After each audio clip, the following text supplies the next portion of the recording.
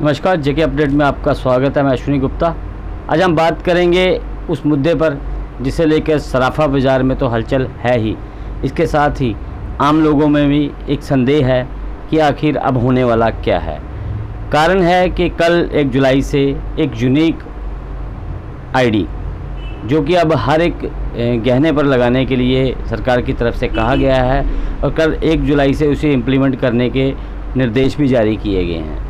लेकिन क्या ये संभव है कि हर एक गहने पर एक यूनिक नंबर हो, जिस प्रकार से हर एक इंसान का अपना एक यूनिक आईडी है, आधार नंबर, जिससे उसकी पहचान की जा सकती है कि ये इंसान कहाँ का रहने वाला है। उसी प्रकार से एक यूनिक आईडी नंबर एक गहने पर लगाने की तैयारी है ताकि देश के किसी भी कोने में वो जेवर जाए तो पता चल सके कि ये जेवर बना कहाँ से था और है किसका। इसे लेकर हमारे साथ बात करने के लिए यहाँ मौजूद हैं सराफा एसोसिएशन जम्मू प्रोविंस के अध्यक्ष रमन सूरी जी। रमन जी, जेके अपडेट में आपका स्वागत है। धन्यवाद अश्विनी जी। रमन जी, ये बताएं कि क्या ये चीज़ पॉसिबल है कि हर एक गहने पर एक यूनिक आईडी नंबर लगाया जा सके, जैसा कि सरकार की तरफ से कहा गया है कि इसको इम्प्लीमेंट 1 जुलाई से करना है। इससे पहले 16 जून से जो कि हॉलमार्क अनिवार्य कर दिया गया और उसे लेकर जम्मू ज़िले में जितने भी सराफा कारोबार से जुड़े लोग हैं वो उसे इम्प्लीमेंट उन्होंने कर भी दिया है। लेकिन अब एक यूनिक आईडी नंबर लगाने की बात कही जा रही है, क्या ये संभव है? अश्विनी जी, इसमें कोई दो राय नहीं कि 16 जून 2021 से सरकार के द्वारा, भारतीय सरकार के द्वारा हॉलमार्क जो है ये इम्प्लीमेंट किया गया है। मैंडेटरी हॉलमार्क है जिसमें भारत के जितने भी ज्वेलर्स हैं इन सभी को अपना प्रोडक्ट हॉलमार्क किया हुआ ही कंज्यूमर को देना है। लेकिन उसके साथ ही साथ जब हमारी सभी एसोसिएशंस ने, चाहे वो जम्मू कश्मीर की एसोसिएशंस हों या दिल्ली की हों, महाराष्ट्र की हों या सेंट्रल लेवल की हमारी ऑर्गेनाइजेशंस हैं, उन सभी ने जब सरकार से इस बारे में बात की तो उन्होंने यही उनको बतलाया कि हमारे पास अभी फिजिबल नहीं है इतना कुछ करना। अभी कोरोना काल चल रहा है, पिछले 1.5 साल से हम लोग कोरोना से जूझ रहे हैं और इसके दौरान ही हॉलमार्क को इम्प्लीमेंट करना ये समय उचित नहीं है। इसीलिए सरकार ने इसको मद्देनज़र रखते हुए पहले इसको देखा कि कहाँ कहाँ इंफ्रास्ट्रक्चर हमारे पास उपलब्ध है। तो इंफ्रास्ट्रक्चर के लिहाज से देखा गया कि टोटल पूरे भारत में 256 डिस्ट्रिक्ट्स हैं, 256 ज़िले हैं जहाँ पे हमारे पास इंफ्रास्ट्रक्चर है। इंफ्रास्ट्रक्चर हम कहें तो हॉलमार्किंग सेंटर को हम पहले इंफ्रास्ट्रक्चर के रूप में गिनते हैं कि हमारे पास हॉलमार्किंग ऑफिसेज कहाँ पे हैं और हॉलमार्किंग सेंटर्स कहाँ कहाँ पे हैं। जम्मू कश्मीर में हमारे ब्यूरो ऑफ इंडियन स्टैंडर्ड्स का BIS जिसको कहते हैं, बड़ी ब्राह्मणा में इसका ऑफिस है जो इंडस्ट्री भी देखता है और बाकी चीज़ें भी देखता है। इसमें जो हमारे जम्मू कश्मीर के ज़िले हैं उसमें 4 ज़िलों में हमारे पास 2 ज़िलों में हमारे पास 4 हॉलमार्किंग सेंटर्स हैं। जम्मू में हमारे पास 3 हॉलमार्किंग सेंटर्स हैं जम्मू ज़िले में, और कश्मीर ज़िले में हमारे पास 1 हॉलमार्किंग सेंटर है। अब इसी तरह 256 की लिस्ट बनाई गई और 256 में ही इम्प्लीमेंट किया गया, बाकी ज़िलों में इसको इम्प्लीमेंट नहीं किया गया। अब इसके साथ ही साथ हम देखें कि ज़िला, हम देखते हैं कि एक ख़त्म होता है दूसरा शुरू होता है। अगर हम जम्मू के लिहाज से देखें तो जम्मू ज़िला हमारा लगभग कुंजवानी और बड़ी ब्रह्मा के पास कालू चक के ब्रिज के पास शुरू हुआ। अब कालू चक के ब्रिज के इस पार जो है ये हॉलमार्किंग लागू है, उस पार जो है वो लागू नहीं है। अब ये संभव नहीं हो पाएगा क्योंकि जो वहाँ का निवासी है उसकी भी परचेजिंग जो है वो जम्मू से होनी है। तो जम्मू से जब उसको मिलेगा तो उसको मिलेगा हॉलमार्किंग किया हुआ जेवर, क्योंकि जितने भी हमारे यहाँ होलसेलर्स हैं जम्मू के, वो चाहे रजौरी में सामान दें, अखनूर में दें, उधमपुर में दें या सांबा में दें, कहीं भी दें, किसी भी डिस्ट्रिक्ट में जो सामान जाएगा वो जाएगा हॉलमार्किंग किया हुआ। अब वहाँ पे हॉलमार्किंग लागू नहीं है तो वो लोग लाइसेंस के बिना हॉलमार्किंग किया हुआ सामान नहीं बेच पाएंगे, ये क्लियर है। इसलिए उनको, चाहे सरकार ने नहीं कहा लाइसेंस लेने के लिए, उनके लिए भी अनिवार्यता बन जाएगी, क्योंकि जब लाइसेंस ही नहीं होगा तो वो बेच कैसे पाएंगे, इसलिए वो बन पाएगी। लेकिन साथ ही साथ आपने UID का प्रश्न पूछा। UID मीन्स कि यूनिक आइडेंटिफिकेशन नंबर। हर प्रोडक्ट के ऊपर यूनिक आइडेंटिफिकेशन नंबर लगाना मैं समझता हूँ कि it is next to impossible at this time, क्योंकि इंफ्रास्ट्रक्चर हमारे पास इतना ज़्यादा अवेलेबल नहीं है। सिर्फ हमारे पास ही नहीं, पूरे भारत में ही इतना ज़्यादा इंफ्रास्ट्रक्चर अवेलेबल नहीं है, और ज्वेलर कम्युनिटी जो है या स्वर्णकार कम्युनिटी जो है, इनके पास इतनी लिटरेसी लेवल इनका हाई नहीं है कि वो इसका रिकॉर्ड मेंटेन कर पाएँ। आपको आइटम वाइज बिलिंग करनी है, ये कोई कपड़ा नहीं है कि आप इसको गिन लेंगे मेरे पास 10 टी शर्ट्स पड़ी हैं या 50 मेरे पास ट्राउजर्स पड़ी हैं। ये ज्वेलरी है, ज्वेलरी में 1 ग्राम या 100 मिलीग्राम से लेकर आपके पास 100 ग्राम्स तक की भी ज्वेलरी हो सकती है। तो आप इसको कैसे ये संभव हो पाएगा कि आप 2 ग्राम तक, चाहे सरकार ने छूट भी दी है कि 2 ग्राम तक आपको अनिवार्य नहीं है, हालांकि 2 ग्राम की ज्वेलरी को भी प्योरिटी बराबर रखनी पड़ेगी आपको, लेकिन हॉलमार्क की अनिवार्यता इसलिए नहीं रखी गई कि प्रोडक्ट छोटा है उसके ऊपर हॉलमार्क की स्टैंपिंग नहीं हो पाएगी। लेकिन साथ ही साथ 2 ग्राम से ऊपर हम लेके चलें, अब 2 ग्राम एक क्राइटेरिया तो बन गया, लेकिन 2 ग्राम 200 मिलीग्राम जब हो जाएगा तब क्या करेंगे? तभी तो उसमें स्पेस उतनी ही रहनी है। उतनी स्पेस में कोई भी हॉलमार्किंग सेंटर कभी भी उसमें यूआईडी नंबर नहीं लगा पाएगा, ये मेरा दावा है। और इसके ऊपर सरकार को दोबारा से सोचना पड़ेगा। हालांकि सरकार ने एक अच्छी सोच रखी है कि कंज्यूमर को गोल्ड अच्छा जाए। मैं जम्मू के लिहाज से कहता हूँ, मैं 6 साल मैं ज्वेलर्स कम्युनिटी का चेयरमैन भी रहा हूँ। हमारे परजन कुमार जैन जी अध्यक्ष थे यहाँ पे, उनके देहांत के बाद दोबारा से इलेक्शंस हुए तो मैं मनोनीत हुआ यहाँ पर। मैं इलेक्शन के बाद मैं यहाँ बना, और मेरे आने के बाद मुझे ये पता है कि पिछले वर्षों को भी मैं देखूँ, अभी के वर्षों को भी मैं देखूँ तो जम्मू में मुझे नहीं लगता कि किसी भी कंज्यूमर को गोल्ड गलत जाता था। उनको गोल्ड सही जाता था। जब हमारा हॉलमार्किंग नहीं भी था तब भी गोल्ड उनको ठीक जाता था। लेकिन आज की डेट में सरकार के द्वारा ये कर दिया गया कि आपको कंज्यूमर को बेनिफिट के लिए और किसी को गलत सामान नहीं जाए उसके लिए हॉलमार्क की अनिवार्यता की गई, लेकिन यूआईडी काफ़ी हद तक संभव नहीं हो पाएगा। इसके साथ ही मैं बात करूं तो बहुत से स्वर्णकार ऐसे हैं जिनके जहन में ये बात चल रही है कि कहीं ना कहीं ग्रामीण क्षेत्रों में जो छोटे सुनार की दुकानें हैं उनके लिए ये ना तो इतना स्टाफ उनके पास है, ना ही इतनी उनको इनकम है कि वो स्टाफ रख सकें।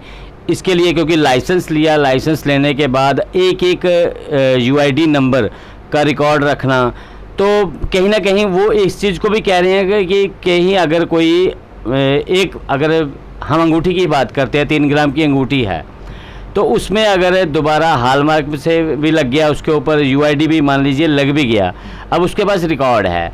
अब रिकॉर्ड है तो उनका ये कहना है कि अगर वो कल को 1 या 2 या 4 दिन के बाद कस्टमर आके कहता है जी ये थोड़ी छोटी है, इसको थोड़ी बड़ी करनी है, अल्टर करना है इसके अंदर, तो वो कह रहे हैं कि उसको कैसे संभव, उसके लिए जो उसने लेबर दी है तो वो उसकी वेस्ट जाएगी। तो उस पर थोड़ा सा जानकारी दें।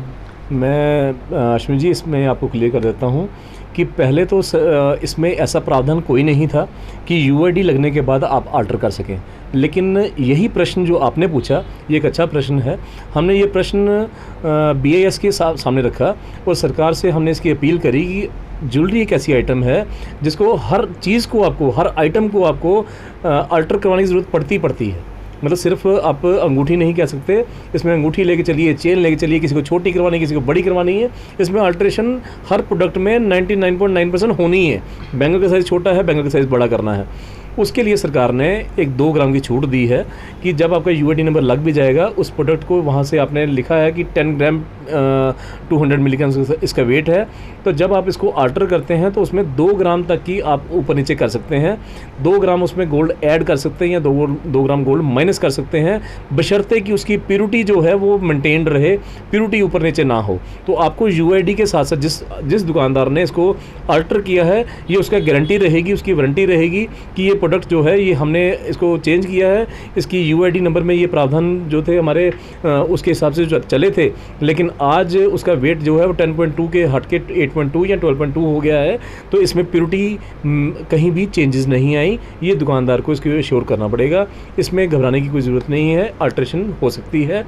लेकिन जहाँ तक आपने ग्रामीण क्षेत्रों की बात की कि वहाँ के दुकानदारों के पास इतना ज़्यादा कुछ नहीं है, मैं सिर्फ ग्रामीण क्षेत्र नहीं कहूँगा, मेरी ट्रेड के अंदर मैं क्लियर बता रहा हूँ कि मेरे ट्रेड के अंदर सिर्फ ग्रामीण क्षेत्र नहीं, शहरी निवासियों के लिए भी और शहर के दुकानदारों के लिए भी ऐसा कोई भी उनके पास ज़रिया नहीं है कि वो इतना रिकॉर्ड संभाल सकें। हमारा ज्वेलरी जो है ये वेट के हिसाब से हम संभाल सकते हैं, आइटम वाइज संभालनी it is next to impossible. वो इसको संभालते संभालते इसको एक पूरी सिस्टम में लाते हुए हो सकता है हमें इसमें 1 वर्ष लग जाए, 2 वर्ष लग जाए या 5 वर्ष लगें, क्योंकि ये नहीं इस तरह से संभाली जाएगी। लेकिन इसमें तो सरकार की मंशा इसमें साफ है। सरकार का ये कहना है कि कहीं ना कहीं जो जेवर चोरी के मामले हैं, जहाँ बहुत ज़्यादा जेवर जो लोग अपने पास इकट्ठा कर रहे हैं, पैसे के बजाय उसको गोल्ड में कन्वर्ट करके अपने पास जमा कर रहे हैं, कहीं ना कहीं उस पर अंकुश लगाने के लिए सरकार द्वारा ये किया जा रहा है, तो फिर ये कैसे पॉसिबल होगा? देखिए अश्विनी जी, हम पहले क्लियर कर चुके हैं कि जम्मू संभाग में ऐसा कोई भी दुकानदार नहीं हम समझते कि जो चोरी का माल लेता हो या गलत सामान देता हो। ये मैं आपको अश्योर कर दूं कि हमारी ज्वेलर कम्युनिटी में एक ऐसा सद्भाव है कि जैसे जम्मू के लोग बड़े प्यारे हैं और हर एक आदमी एक दूसरे सद्भाव बनाए रखता है, इसी तरह हमारी कम्युनिटी में ऐसे लोग हैं जिनका ये मानना है कि ज्वेलरी शुद्ध गिनी जाती है। इसको चोरी किया हुआ माल जो है ये चोर का काम है कि चोर ने कहाँ लिया, कहाँ बेचा। लेकिन जम्मू संभाग में इसकी परिचर्चा करना भी गलत होगा, क्योंकि यहाँ पे मैं श्योर करता हूँ कि 99.9% लोग जो हैं वो इस तरह के कामों में संलिप्त नहीं हैं। और इसके साथ ही साथ प्योरिटी जहाँ तक सवाल है, सरकार ने एक अच्छा स्टेप लिया, अच्छा कदम उठाया। हमारा कहना ये था कि आप इसको हॉलमार्क को साधारण रूप में करिए। आप कहिए कि हर ज्वेलरी हॉलमार्क करनी इंपॉर्टेंट है। यूनिक आइडेंटिफिकेशन नंबर जो है वो मतलब पॉसिबल ही नहीं है। आप कहें कि इसको ब्लैक मनी के लिए यूज़ किया जाए, आप कहें कि इसको एक कुछ इस तरह से किया गया कि नहीं जी अब इस पर रोकथाम लगाई जाए, लोगों ने पैसे को ज्वेलरी में कन्वर्ट किया।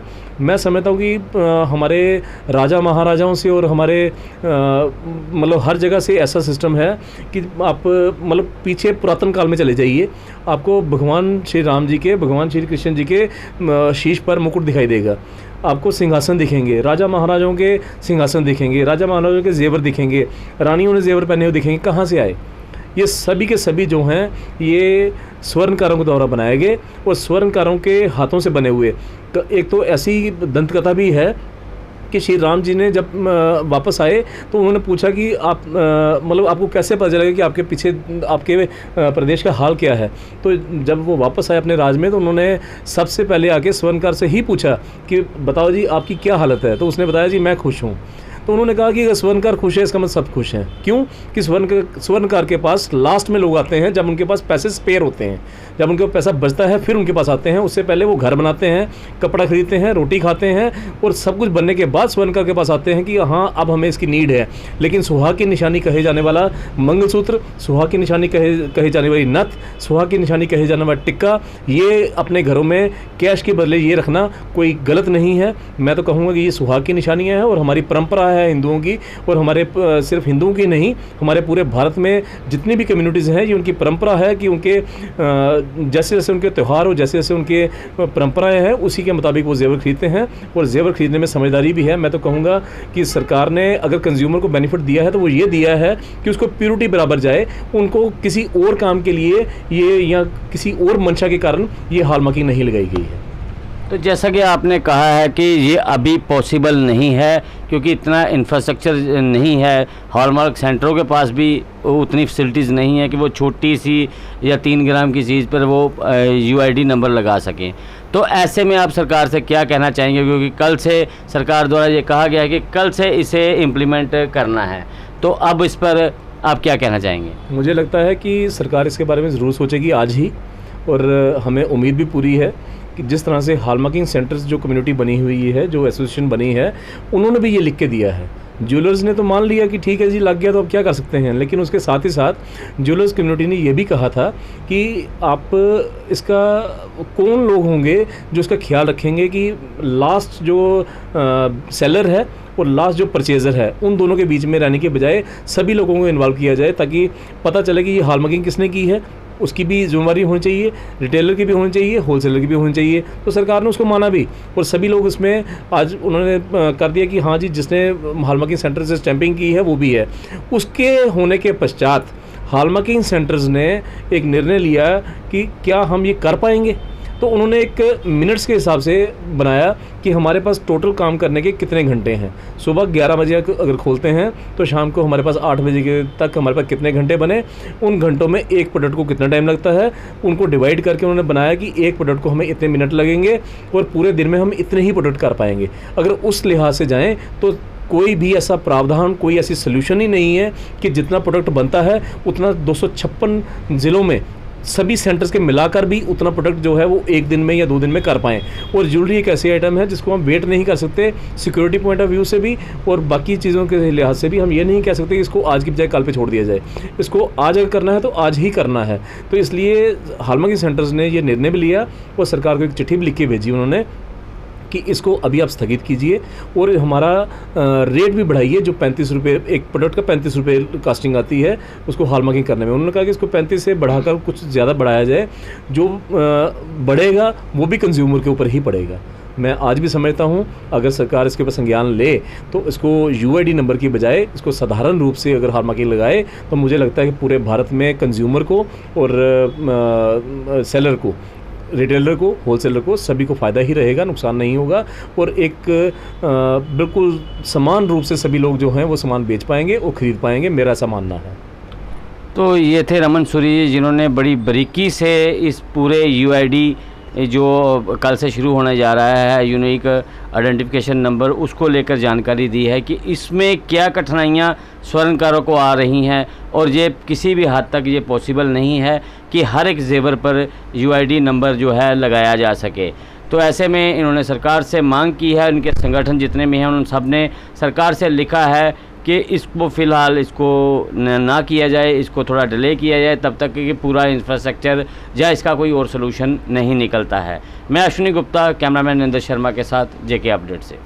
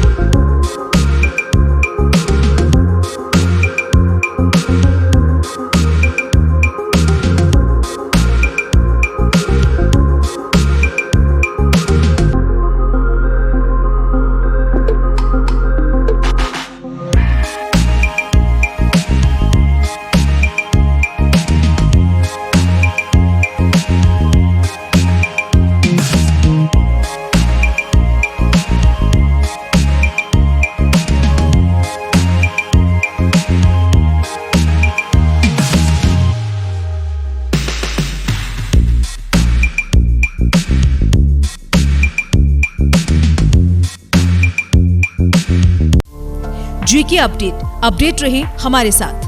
अगर आप ये वीडियो YouTube पर देख रहे हैं तो हमारे YouTube चैनल को सब्सक्राइब करें और बेल आइकन को क्लिक करें। अगर आप ये वीडियो Facebook पर देख रहे हैं तो हमारा Facebook पेज लाइक जरूर करें। For advertisement please contact 7051091811।